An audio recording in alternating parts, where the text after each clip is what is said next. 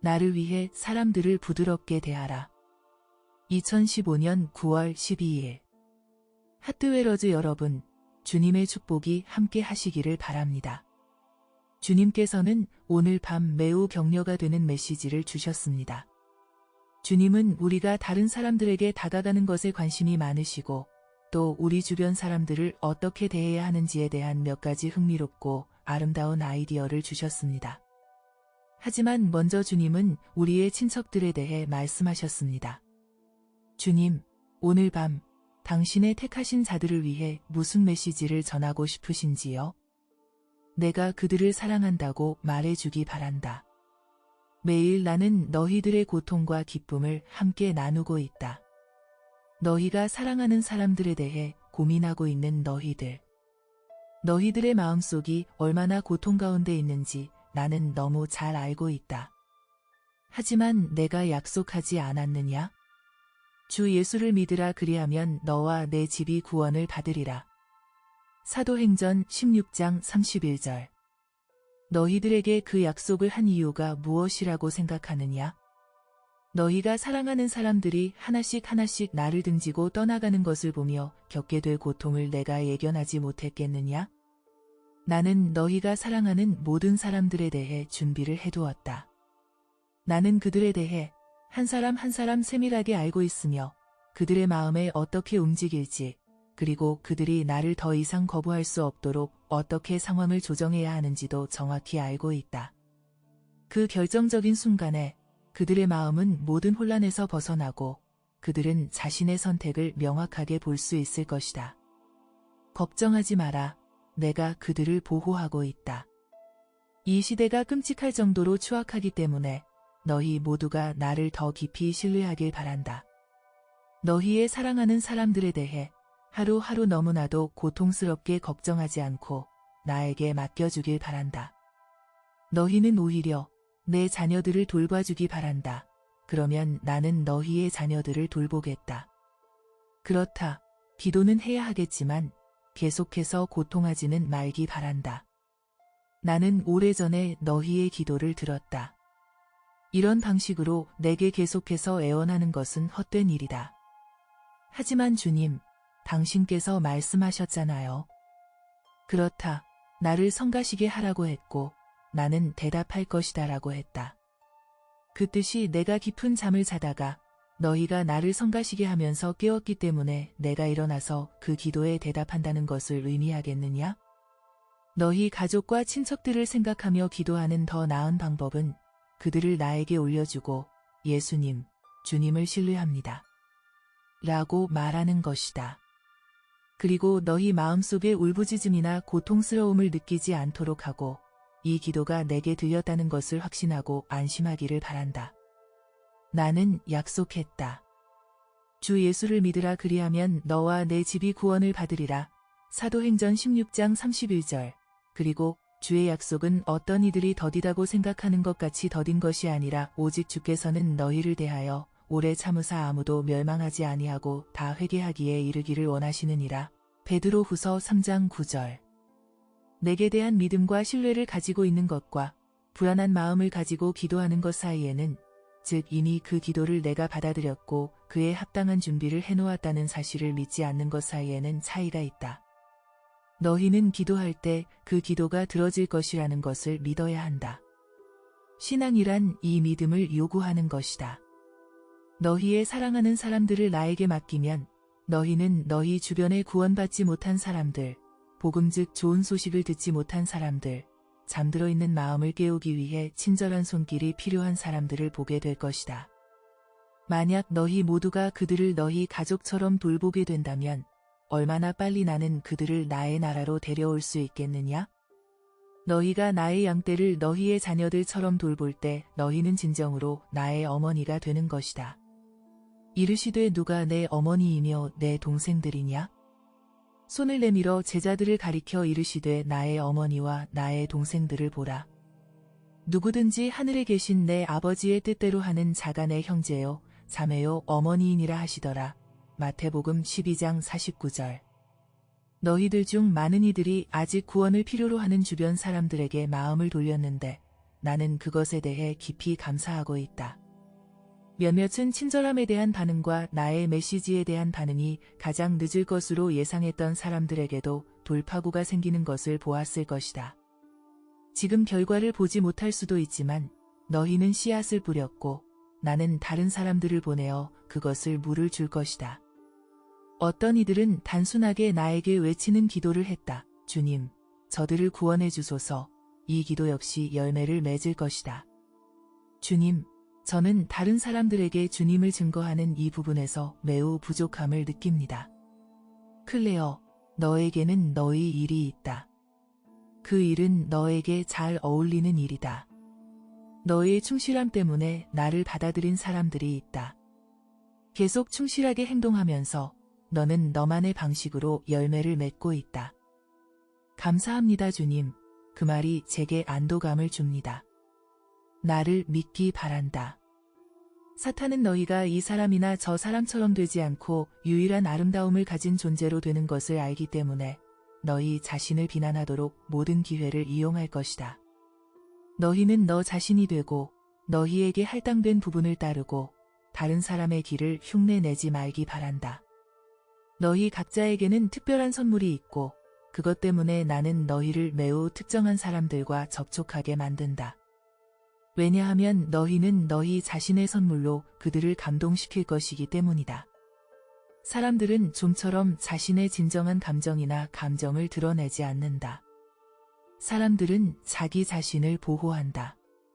그들은 분노 가운데 이혼을 겪고 있을 수 있는데 너희가 베푸는 단 하나의 친절함이 그들의 마음을 열고 듣는 귀를 만들 수도 있다. 그런 다음 너희는 그들을 위해 기도할 수 있고 천천히 나를 소개할 수 있다. 그러면 그들은 조금씩 듣기 시작할 것이다. 마음 안에 무언가가 깨어나기 시작할 것이다. 그러니 너희가 하는 작은 일들에 지치지 말기 바란다. 지치는 대신 어디든지 희망을 부리기 바란다. 하나님이 있고 그분은 당신을 깊이 생각하신다. 라는 말조차도 희망의 씨앗을 심는다. 어떤 영혼들은 자신을 지탱해 줄 수 있는 것이라면 어떤 것이라도 잡을 정도로 너무나도 취약한 상태에 놓여 있다. 너희 중 많은 이들이 나에게 병과 고통을 이용하여 구원받지 못한 사람들을 위해 사용하도록 허락해 주었다. 그것이 얼마나 아름다운 일인지 모른다. 너희는 내 포도원에서 나와 함께 일하는 동역자들이다. 어떤 이들은 학대하는 관계를 참고 그들의 회개를 위해 고통을 바치고 있다. 너희의 상은 잃어버리지 않을 것이다. 너희가 세상에 영향을 주어 그들이 내게 돌아오게 하는 일에는 다양한 방법들이 존재하는데 너희는 그 많은 방법들을 인식하지 못하고 있다. 하지만 언젠가 너희는 알게 될 것이다. 사람에 대해 어떤 일도 무심코 하지 말기 바란다. 모든 사람을 독특한 개인으로 대하고 조용하면서도 잘 생각한 희망의 씨앗을 주기 바란다. 나의 영이 너희에게 적절한 말을 줄 수 있도록 항상 기도하기 바란다. 주님, 오늘 저를 사용해 주세요. 저로 하여금 세상의 빛을 가져다 주게 하소서. 라는 기도는 매우 효과적이다.